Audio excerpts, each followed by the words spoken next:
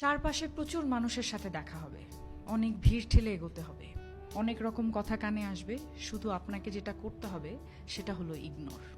জীবনে কিছু মানুষ আবর্জনা ছড়াতে আসবে, তাদেরকে আগাছার মতো উপড়ে ফেলে দিতে হবে। লাইফ আপনার, বাউন্ডারিও আপনাকেই সেট করতে হবে। নেগেটিভিটি যেখানে দেখবেন, সাথে সাথে সেখান থেকে দূরে সরিয়ে নেবেন নিজেকে। শুনতে খারাপ লাগলেও আপনার কাছের অনেক মানুষ আপনাকে খারাপ দেখতে চায়। তারা চায় সহানুভূতি নামক মলমের তলে একটু কাটা ঘায়ে নুন ছেটাতে। আপনি সিম্পলি সেই সুযোগটাই দেবেন না। অযথা তর্কে যাবেন না, বোঝাতে যাবার কোনো প্রয়োজন নেই। আপনার সামনে কেউ যদি বলে আপনি মূর্খ, তাই মেনে হেসে বেরিয়ে আসুন। ওই যে সময় আর এনার্জি বাঁচিয়ে নিলেন, ব্যাস কেল্লা ফতে। যে যা বলছে শুনে নিন, আর মুচকি হেসে শির দ্বারা সোজা করে নিজের সিদ্ধান্তটা নিজেই নিন। যারা নিজের সিদ্ধান্ত নিজে নিতে পারে তারা আসলে জীবন চেনে, বোঝে।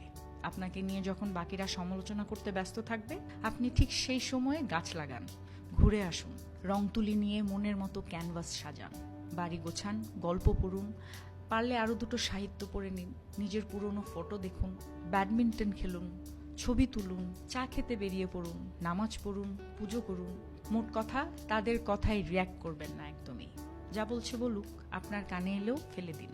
দিন শেষে আপনি জানেন আপনি কি, কেমন, আর এটাও জানেন যারা বলছে তারা আপনার কাছে জাস্ট ম্যাটার করে না।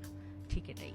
একটা বাউন্ডারি সেট করুন, একদম যাদের বা যার বুকে মিশে আপনি একদম শ্বাস নেবেন, যার সামনে আপনি আয়নার মতো দাঁড়াতে স্বাচ্ছন্দ্য বোধ করেন, শুধু তাদের কাছে এক্সপ্লেইন করুন, শুধু তাদের কাছেই ঝুঁকতে শিখুন। কারণ হয়তো তারা বা সে আপনাকে খারাপ দেখতে চাইবে না। বাদ বাকি দুনিয়াকে একদম ঝেড়ে ফেলে দিন। একটা কথা মাথায় রাখবেন, জীবন অনেক সুন্দর। আপনি যে জীবনটা বাঁচতে পারছেন সেটা অনেক সুন্দর।